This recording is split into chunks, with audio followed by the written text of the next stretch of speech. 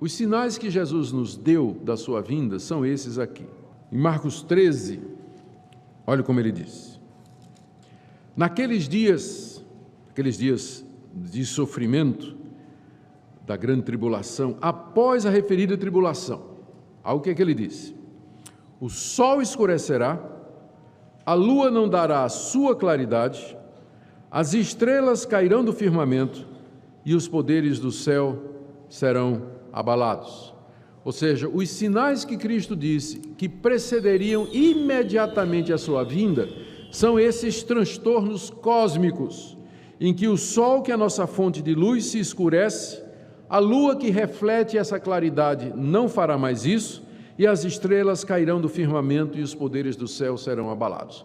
Grandes transtornos cósmicos como nunca foram presenciados pela raça humana. Alguns perguntam se Jesus aqui não está usando a linguagem apocalíptica, por exemplo, de Isaías capítulo 13. A linguagem apocalíptica é uma linguagem figurada, dramática, que é usada por alguns autores para descrever um evento terrível. Então, Isaías capítulo 13, do verso 9 a 10, Isaías diz assim: eis que vem o dia do Senhor, dia cruel, com ira e ardente furor, para converter a terra em assolação e dela destruir os pecadores, porque as estrelas e constelações dos céus não darão a sua luz, o sol logo ao nascer se escurecerá, e a lua não fará resplandecer a sua luz. Castigarei o mundo por causa da sua maldade e os perversos por causa da sua iniquidade. Os autores, alguns estudiosos dizem, isso aqui Isaías estava falando da destruição de Babilônia. Então não aconteceu nada disso, sol perdendo luz, estrela caindo, não aconteceu nada disso quando a Babilônia foi destruída pelos medos e persas. Mas a pergunta é, será que era só disso que Isaías estava falando? A gente já aprendeu que a profecia bíblica é como você olhar para um monte e não perceber que por detrás dele você tem outros. Na verdade, ele é a cabeça de uma cordilheira. Isaías estava profetizando não somente a queda da Babilônia, mas também o dia do Senhor, o dia do juízo, quando Cristo haveria de voltar e que seria então acompanhado de todos esses transtornos. Mesma coisa, Ezequiel, capítulo 32, verso 7, quando eu te extinguir, aqui é uma profecia contra Faraó, rei do Egito, quando eu te extinguir, cobrirei os céus, farei enegrecer as estrelas, encobrirei o sol com a nuvem e a lua não resplandecerá a sua luz. Mais uma vez, é claro que quando Deus trouxe juízo sobre o Egito através dos mesopotâmios, não aconteceram estes sinais cósmicos. Mas a pergunta é, o profeta Ezequiel estava falando só do Egito? Ou, ao falar do Egito, ele também estava falando aquilo que a gente se chama de uma dupla profecia? Ele descreve a destruição do Egito em termos da vinda do Senhor no dia do juízo. Ou a mesma coisa, Joel 2,28, vocês podem dar uma olhadinha depois. Os juízos que Deus executou no Antigo Testamento, então, bem como aqueles que ele executou contra Jerusalém, eram literais e típicos do grande dia de juízo. Veja o que Pedro diz na sua segunda carta, 2 de Pedro 3, de 10 a 13. Há, todavia, uma coisa, amados, que não deveis esquecer, que para o Senhor um dia é como 1000 anos e 1000 anos como um dia. Não retarda o Senhor a sua promessa, como alguns a julgam demorada. Pelo contrário, Ele é longânimo para convosco, não querendo que nenhum pereça, senão que todos cheguem ao arrependimento. Entretanto, virá como ladrão vem de noite, de maneira inesperada.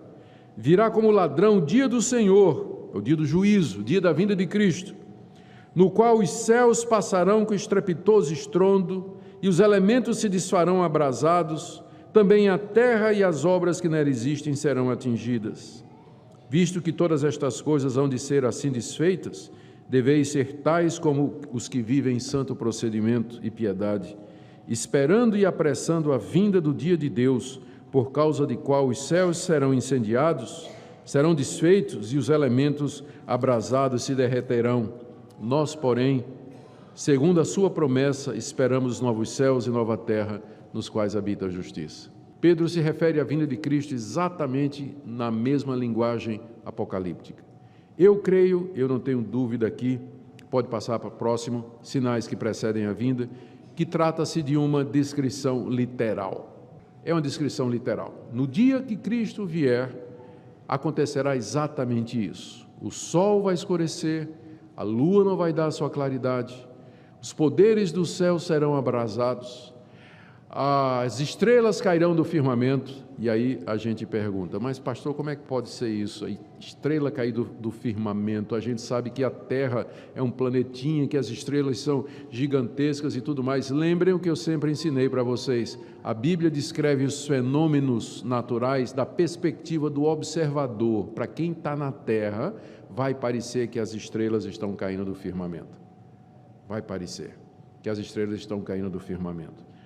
Essa linguagem descreve o colapso do universo, como nós o conhecemos, dando início à transformação e à criação do novo céu e da nova terra, onde habita a justiça. Quando Cristo vier, toda essa criação, como nós a conhecemos, ela será derretida, nas palavras de Pedro.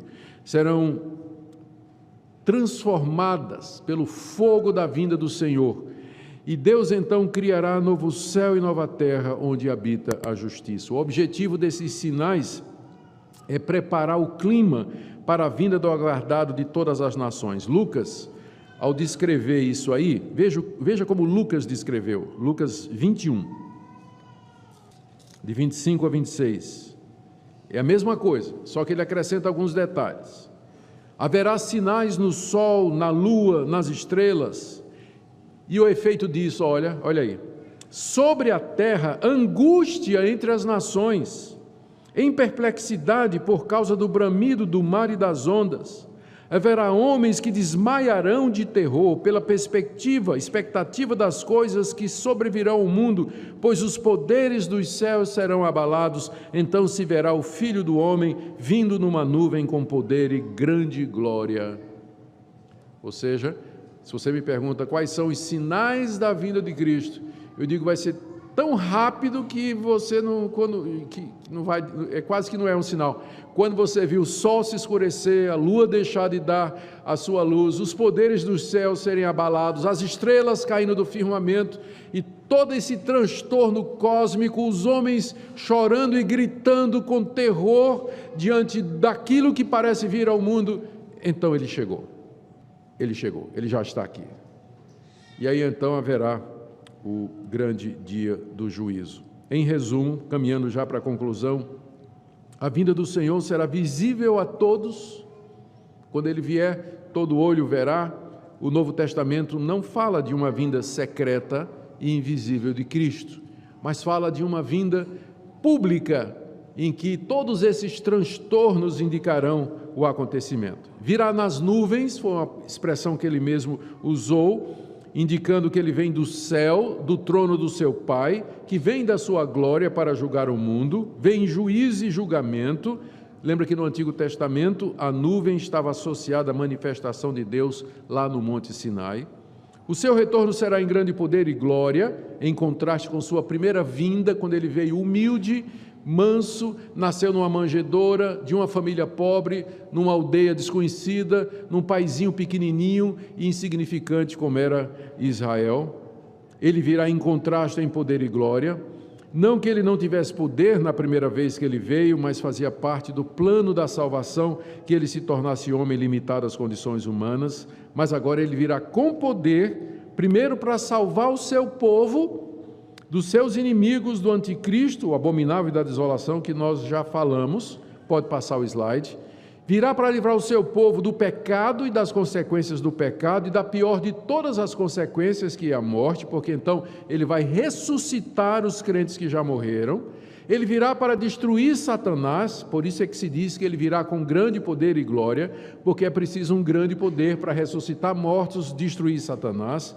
E ele virá também com grande poder para julgar o mundo, condenar os ímpios. Satanás, esse poder ele recebeu do Pai para julgar e condenar eternamente. É isso que ele vai exercer, com glória, com majestade. É por isso que a Bíblia diz que naquele dia todo joelho se dobrará e toda língua confessará que Jesus Cristo é Senhor, para a glória de Deus Pai.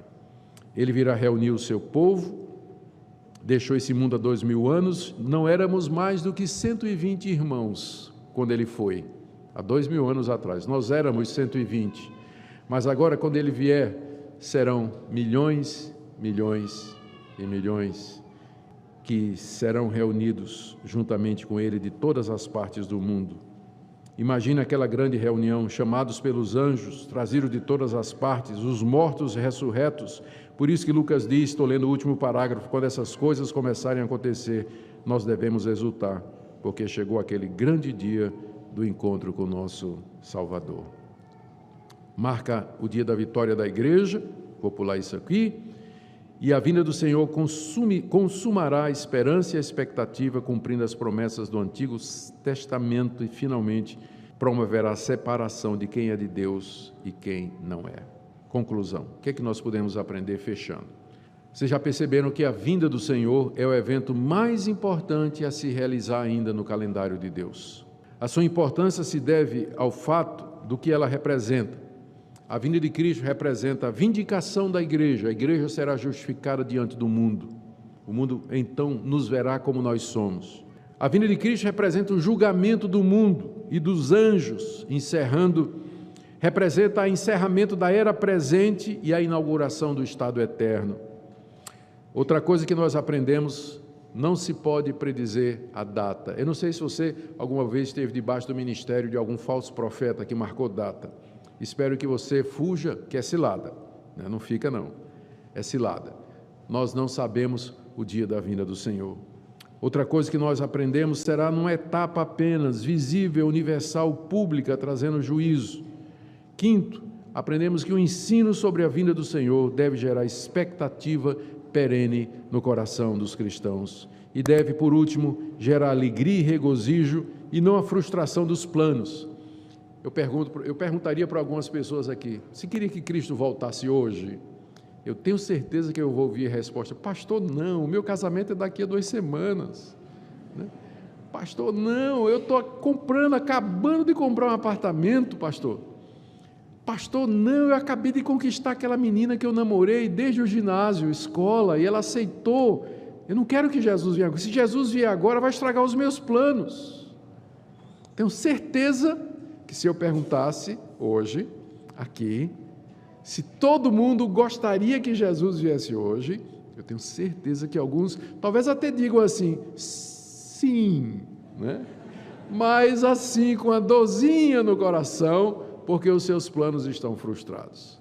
Mas, na verdade, se isso está acontecendo com você, quem sabe que hoje de manhã Deus está lhe chamando para que você reflita sobre isso. A vinda do Senhor Jesus é o dia da glória, da consumação, é o momento esperado, é o fim do plano da redenção, é o clímax, é o ápice de tudo aquilo que Deus planejou, é o momento do encontro com Ele, da glória, de prazeres e delícias que superam em muito qualquer prazer, felicidade ou recompensa que você imagina ter aqui nesse mundo. Por isso que nós devemos orar a última oração do livro de Apocalipse e com ela a última oração da Bíblia, Maranata, vem Senhor Jesus. Amém?